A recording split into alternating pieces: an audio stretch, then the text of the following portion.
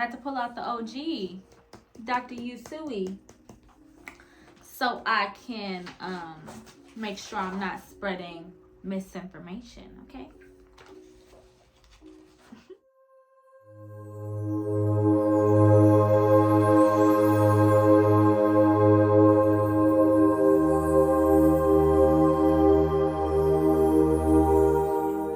Sweet peas, it's me, Cammy, here to give you a little information on Reiki today. Welcome back. Hey, if you're new, I'm Cammy. I'm a creative wellness and Reiki practitioner, a professional dancer and dance educator, and I'm a sweet pea as well. And I'm here to help you learn and rise to the energies of Reiki healing and whatever else comes to my little heart, because it comes from my heart to yours, and you know this. So if any of those things sound good, make sure you subscribe, share this video with a friend, comment, tell me hello, give me a little like, because I'm new here and I want to keep doing these things. So do things for me so I can do things for you. It's a reciprocal relationship, this whole love thing. That's how it works. Hey, my sweet peas, how y'all doing? Happy October, happy spooky season, happy Halloween, happy Hoodoo Heritage Month. If you celebrate any of those things, happy fall. Fall is really sitting right with my spirit this time around. I don't know what's up. But yeah, thank you for watching. I'm trying to make this video a little bit shorter. We'll see, because y'all know I get to talking. But I just want this video today to be about Reiki. We're not meditating today. I'm just talking to you. I want to answer the questions. What is Reiki? Some more Q&A that I got off Instagram. Think of some more FAQ. And also at the end of the video, maybe the last 2 to 3 minutes, I'm going to be teaching a simple self-Reiki technique so that you can access it on your own. So yeah, that's how we're doing. You're just listening to me. If you are listening to me, I'm grateful for the energy exchange, because I know people don't like to listen to everybody on YouTube. People always saying stuff and talking about stuff. Like, so if you're listening to me, it matters a lot to me, okay?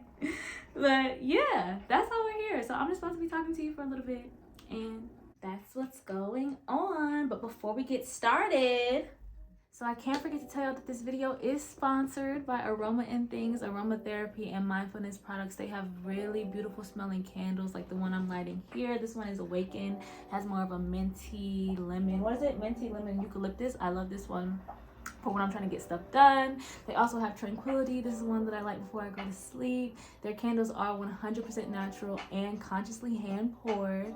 I love the candles. They're my favorite, but they have all kinds of stuff. They have mindfulness products, from bath soaks to cards. You can buy your Palo Santo. They are Black owned, Black women owned. So get your Aroma&THINGS. I'm gonna put a link to their website in the YouTube notes so that you can be smelling good when you're doing your things and benefit from products that are made with you and your healing and your inspiration and your empowerment in mind. So Cammy, what is Reiki? I'm always sending y'all some Reiki, telling y'all to breathe, telling y'all to receive. Haven't even fully explained exactly what Reiki is on my YouTube. So that is what I'm going to do. I always feel like I run into clients and people who are very curious about Reiki energy, but they're always like, I need to do more research. I don't know what it is, because I think that spiritual modalities can be very taboo, and you want to make sure that the person that you are receiving from is somebody who you actually need to be receiving what they got. And there's also a whole bunch of fake pages and crazy exploitation and things that happen when it comes to spiritualism. So what is Reiki? What is it? And I understand, I love when people are skeptical, because you should be, especially right now, while everybody is just so spiritual and throwing their crystals and their candles and they juju at you, okay? I'm here to debunk, I love that word, some of those things, and just tell you what Reiki is. So by definition, the word Reiki just means universal life force energy. It means energy. Reiki itself is everything. It's in every one of us humans, it's in every animal, it's in every plant, it's even in the inanimate objects, it's in this table. Reiki is the energy and the vibration of universal life force energy. It's big, it's everything. And by definition, it compartmentalizes two things. We have Rei, which is prana, which is that life force energy that we talk about. And then we have Ki, which is God or God consciousness. So together, Reiki is basically spiritually guided life force energy. So Reiki itself is everything. But the practice of Reiki is spiritually guided, because what happens when you are attuned and you are a Reiki practitioner is that you are attuned to certain symbols of Reiki. They're very secret, even though people on the internet be talking about all the time.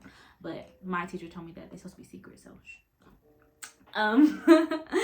and these symbols that we send can be sent through our hands onto a client, so that that person can benefit and receive from this spiritually guided life force energy that we have been attuned with.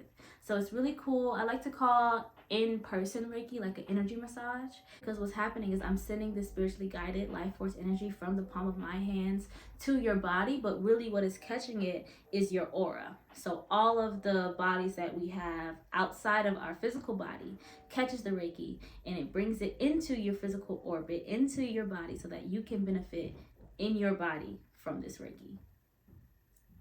That's a mouthful, but that's what it is, y'all. But one of my favorite things about Reiki is that you don't have to be physically present in order to receive its benefits. So I love sending Reiki on the internet. I want to be a YouTube Reiki girl, because distance Reiki can be sent to you throughout any time and space in the world. Well, not time. I mean, if you were to be, y'all know what I mean. Can be sent to you throughout any place, from any place, and can get to you to any place. And yeah, that's one of my favorite things about Reiki. I love sending distance Reiki. I feel like as a practitioner, I don't want to say more, but I think that the Reiki that is being sent through distance can be seen as just as, if not more powerful, because you're taking more of it, and I can feel the effects more on my body when I send it and when I receive it from other people. So distance Reiki is my personal fave. But there also is a lot of nuances around Reiki depending on how you were taught. So I was taught with a traditional Japanese Usui lineage. And depending on who you ask, a lot of people will say that Reiki is an ancient Japanese practice and it originated in Tibet thousands of years ago. But I am currently expanding my study of Reiki. I also have heard that Raseki, Egyptian Reiki, has roots down in ancient Egypt, way before Japan was colonized. Also, there are different things called cultural footprints when it comes to Reiki. So you really want to, or I am really expanding my practice so that I can know what cultural footprint I have within Reiki, because of course I do have my lineage that I was taught through my Reiki teacher. Shout out to the Reiki G, Courtney Smith. But I also know that within my own lineage, I have Reiki practitioners and holy helpers in my personal lineage who also are, speaking through me or sending Reiki and sending healing through me to you. So yeah. And there's also shamanic Reiki, which is a whole nother thing. There's so many different types. So there's so many differences about these types. But when I'm talking about Reiki, I am encompassing all of these, because I feel like you can learn from all types of spiritual lineages to better your own practice. And that is one of my intentions as a Reiki practitioner, especially since I am somebody of color. So yeah. Yeah, I think that's my spill on Reiki. If that makes sense to you, or if it doesn't, please make sure you comment. If you have more questions about it, or you feel like you need to do more research, or I answered some of your questions, please let me know, because I do want to keep this short and start answering some questions that I get often. Now I got my notes. So yeah, I actually wanted to answer the question, when would you want Reiki? And my answer to that question is maybe during life's changes, like if you have major life changes. Reiki also caters to your own energy, so I could say that you can use Reiki when your energy is really low, of course, because if you are feeling depleted, then that Reiki can be added to it, but also when your energy is really high, because sometimes you can want to calm down and need calming. Reiki is very, very calming. And it's normally used for relaxation. So if you're somebody who needs help relaxing, maybe you experience a certain level of anxiety. Now, Reiki is not something I would recommend if you go through severe mental health issues. I think that that's very important to note, because there are a lot of practitioners who will say, I can heal you of your mental ailments, of depression, of anxiety. I am not one of them. Please see a therapist. I have a therapist as well. I don't just use Reiki for everything. You can't Reiki away everything. Okay, so it's very important to know that. And also Reiki can help you with anything. I like to tell my clients, if you have any specific healing goals, maybe there are things that you want to release, or if you are familiar with your chakra system and you use it and you like it and you say, I know I have something in my heart chakra that I want to release, or maybe I want to work on solar plexus issues because I want to work on my confidence and willpower, etc., etc. Then you can come to a Reiki practitioner, such as myself, or any trusted practitioner, and say, I have this healing goal. But also, you do want to keep in mind that healing is an ongoing process. You do not wake up one day healed just because you had a Reiki session with somebody. That's not how that works. But it is a commitment to your own practice, and Reiki can assist. It can help. So Reiki is really like the catalyst for you helping yourself. The healer is not helping you. The Reiki is helping you help you. Did that make sense? Yeah. That's how I define it, because I do not want to have the pressure of healing and helping every damn body, personally. But there are some Reiki practitioners who do and pride themselves in it. So if that's your tea, please, by all means, go to them. So I had a friend ask a really good question, which was, how does Reiki open the mind? I love that question.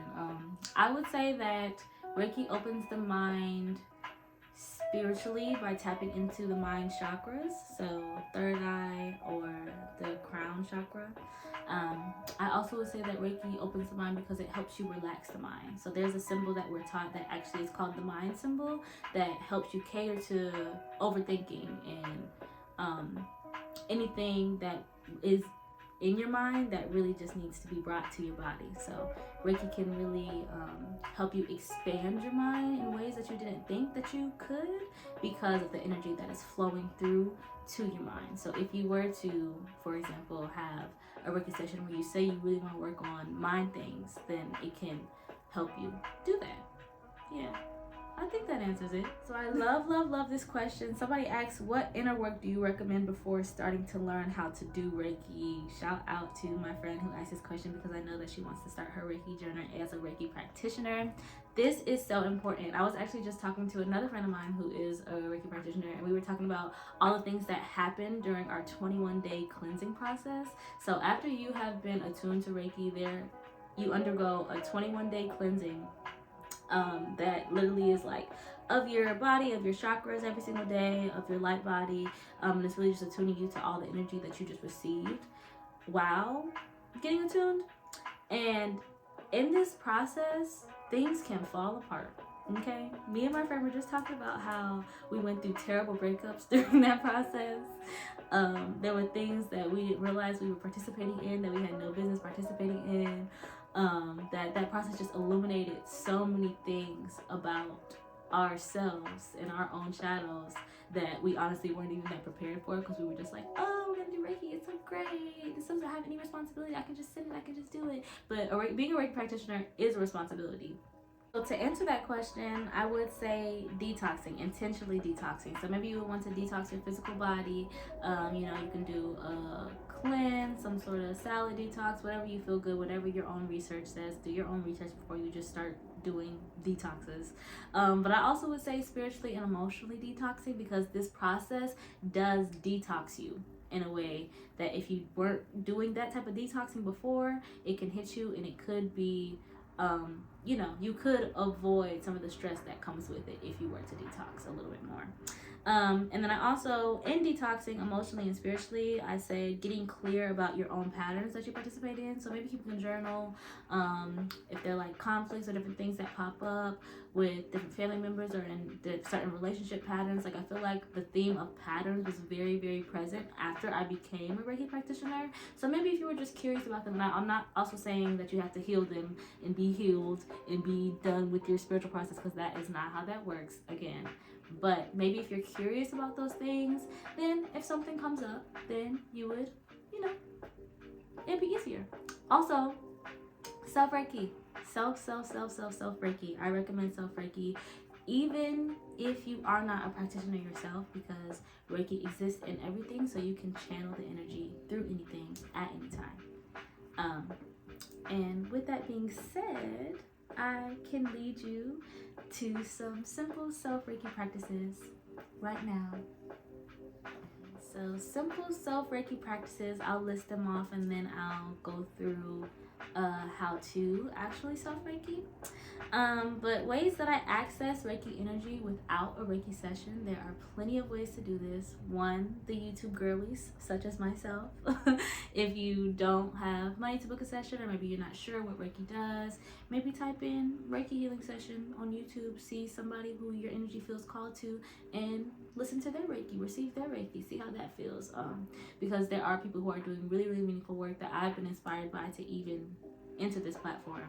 So that is a resource, and I want to give it to you. I'm also going to say breath work. Breath work really, really will help you access your own Reiki energy, because like we said, Rei is prana, and that's the force of life, but our own life force in our body is our breath. So doing intentional breath work every day, or as often as it feels good, will always help you be in, in the orbit of Reiki. I'm also going to say Reiki with the sun. So one of my favorite Reiki practices that I started last year that my spirit was just called to was placing my hands as if I'm receiving Reiki right in front of the sun and meditating. Because the energy from the sun is coming right to my hands, and it's charging me up with all of its love. And I also am specifically and intentionally asking the sun to give me its Reiki and giving some back. So that is very, very powerful. Everybody can do that. You do not have to be Reiki attuned to do that. And then I also will say frequencies. Frequencies are very powerful. That will introduce you to ki, or God consciousness, through your brain. So it does like the whole, binaural beat thing. But listening to frequency is a way that you can access Reiki energy without, booking a session. So I hope that's helpful. Now, let me show you something. So I recently just taught a class where I guided a whole bunch of people in doing their own self-Reiki. So I want to do a similar thing for you, but I'm going to make it a little bit shorter. I probably won't actually do it with you, but I will teach you the steps. So without further ado, I feel like I need more introductions because I'm silly. So I definitely would start with intentional prayer. Maybe you just receive some sunlight Reiki, or maybe you just listen to a frequency and you're like, okay, maybe I want to self-Reiki a little bit. Intentional prayer, pray to whoever you pray to, and ask for life force energy, maybe the laying of hands, God's energy, God's life, God consciousness, Jesus, anybody will help you with accessing Reiki energy. And just make sure you're intentional about what you want to use out of it. Maybe you want relaxation, whatever you want from it, ask for it, because what you ask for does come to you. I'm a firm believer in that. So then after I pray, I definitely would just rub my hands together, get some friction going, some heat. That Reiki energy is coming from your hands. A sacred practice is maybe pinching each finger to see if some Reiki energy will come through your hands. If you're not attuned to Reiki, it still will come.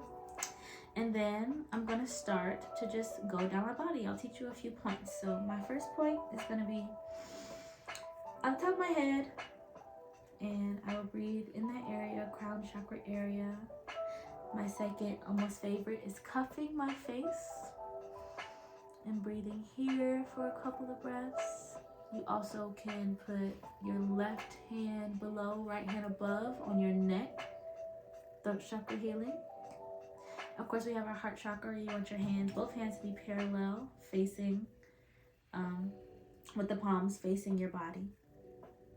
For your heart, you can do the same thing for your stomach, right at the core, and for your pelvic area. Yeah. So you have the top of your head, cup your face, neck, left, under, right, heart, core, pelvic, and just breathe and trust that the Reiki that is supposed to come to you will get to you. And if you're curious about being a Reiki practitioner and you want symbols because you want a little more and you feel that call, then go for it, do it. My life has changed so much in so many beautiful ways that I never thought would happen by being a Reiki practitioner. And I did not expect to be a Reiki practitioner, but here I am.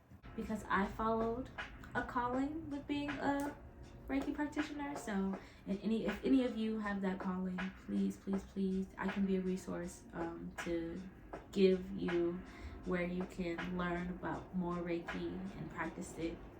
Because I actually had the intention of being a Reiki practitioner so I could heal myself. That's the only reason I wanted it. I was like, I want this because I want to heal myself and da da da da. But I had no idea that God and everybody else was gonna be like, girl, send that healing to some of these folks.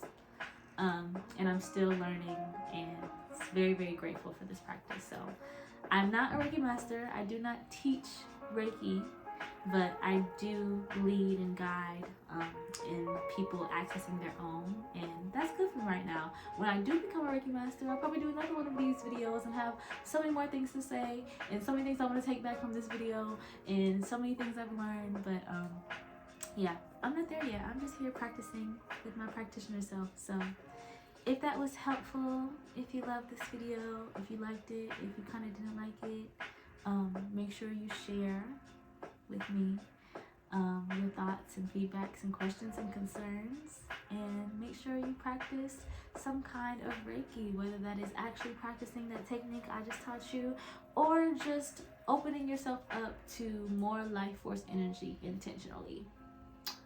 I hope that this video has served you.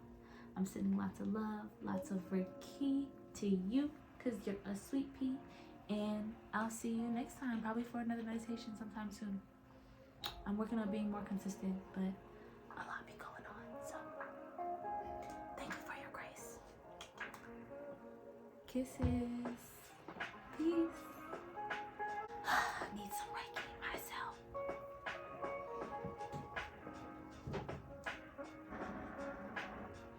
Ache. AROMA&THINGS.